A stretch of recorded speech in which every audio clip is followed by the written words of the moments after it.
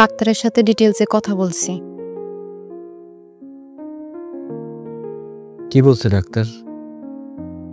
আমি জানি আমার অনেক খারাপ কিছু হয়েছে।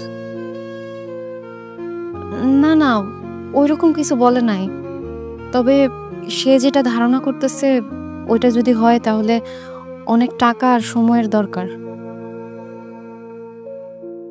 সময় আছে কিনা জানি না, কিন্তু আমার তো কোনো টাকা নাই। আমি এখন নিঃস্ব। নিঃস্ব মানে? ঘরের মধ্যে গোল্ড রেখা আমি ইমিটেশনের পিছনে দৌড়াইছি। ভালো হয়েছে।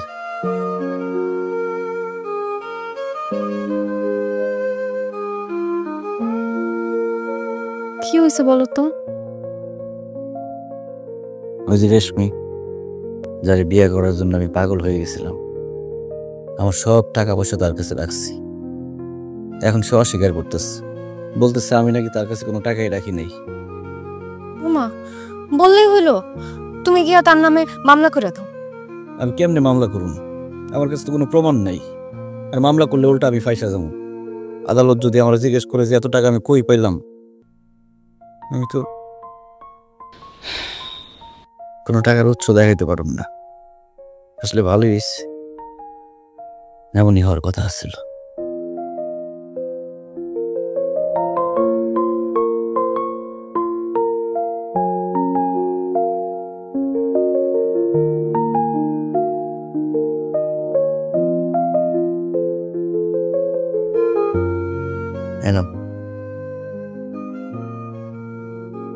কি এটা? এই ফ্ল্যাটের দলিল। এই ফ্ল্যাটটা আমি তোমার নামে কিনছিলাম।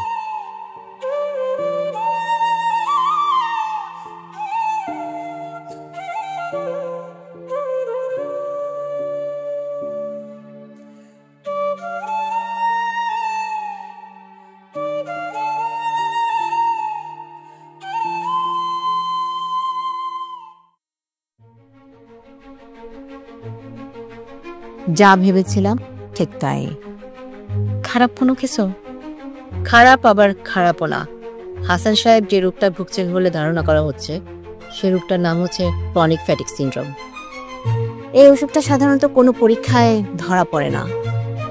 রোগীর এই ক্ষেত্রে শরীর ব্যথা করে, ক্লান্ত লাগে, ঘুম কম হয়, বমি বমি লাগে।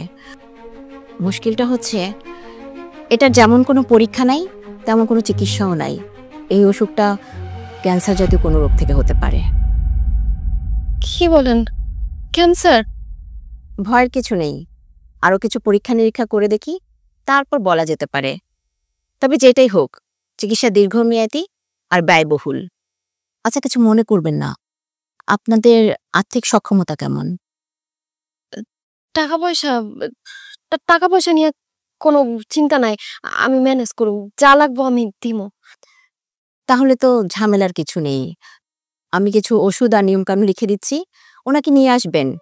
প্রথমে মুখে ওষুধের মাধ্যমে ট্রাই করে দেখি, কাজ না হলে কেমন